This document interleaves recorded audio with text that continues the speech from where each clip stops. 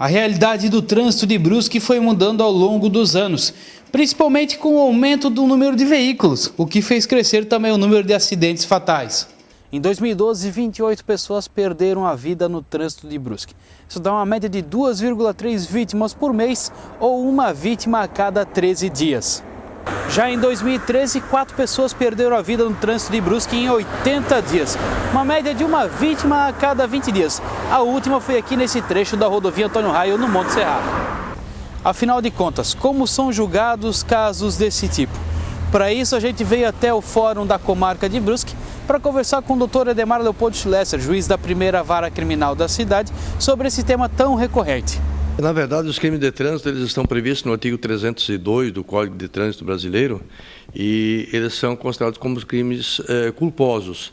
Então, por isso mesmo, são crimes que acabam resultando muitas vezes em óbito das vítimas, mas não é crime contra a vida e por isso mesmo são julgados pelo juiz singular. No caso, todos os acidentes de trânsito, quando ocorre em razão de culpa, por imprudência, imperícia ou em qualquer das situações de culpa, o julgamento é pelo juízo comum.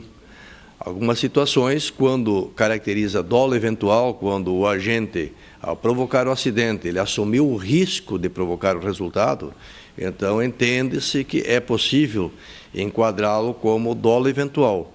Então, neste caso, aí sim, é possível que o cidadão responda por um processo por dolo eventual, por homicídio doloso, e nesta hipótese, então, é possível que ele seja submetido ao tribunal do júri. Os acidentes de trânsito dificilmente passam pelo julgamento na justiça comum, sem os envolvidos responderem criminalmente pelo fato.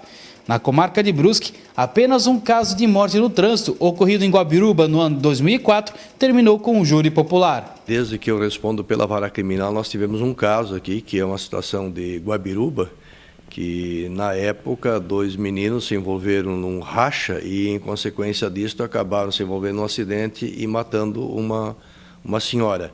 Este processo acabou sendo denunciado por dolo eventual, os réus eles foram pronunciados, submetidos ao tribunal do júri, o tribunal do júri reconheceu a responsabilidade criminal deles, condenou os 2, houve recurso ao tribunal, o tribunal confirmou a sentença, houve recurso ao STJ, e, na verdade, esse processo acabou sendo confirmada a sentença e os meninos acabaram depois sendo presos, né, e estão cumprindo pena em razão daquelas condenações. Em outros casos, o carona também pode ser indiciado como coautor de uma morte, desde que o vínculo psicológico e o incentivo ao condutor sejam claros.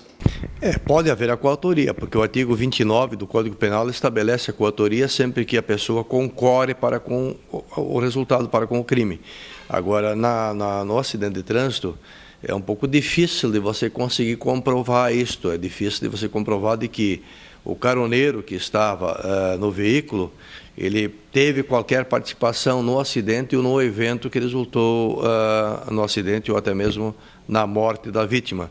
Agora, claro, que se isto ocorrer e ficar provado, por exemplo, de que o cidadão está extremamente alcoolizado, está na direção do veículo, e ainda assim o caroneiro está incentivando ele para participar de um racha, de uma disputa de veículos, ou até mesmo para ele furar o sinal do semáforo, ou até dirigir em alta velocidade de forma perigosa, se isso ficar caracterizado e provado, naturalmente que esta pessoa que incentivou o autor do acidente e do homicídio, ele pode responder como coautor.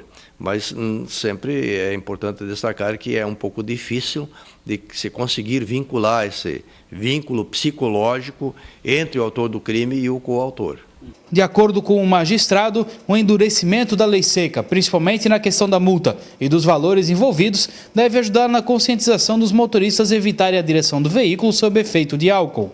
Sim, nós somos parceiros juntamente com a Polícia Militar, Polícia Civil, com outros órgãos, Ministério Público, até porque é necessário agora, diante do advento dessa nova lei que veio endurecer ainda mais as penas e as regras para a direção, então nós somos parceiros no sentido de fazer com que a sociedade tenha consciência de que efetivamente não podemos associar a bebida alcoólica com direção de veículo automotor. Isto nunca foi nunca foi recomendado e agora, ainda mais com a vedação legal, é necessário que se tenhamos a consciência de que não se pode perder vidas, né, tão somente porque a pessoa acabou ingerindo bebida alcoólica, porque todos sabem que a bebida alcoólica ingerida, ela faz com que as pessoas perdem parcialmente os seus reflexos.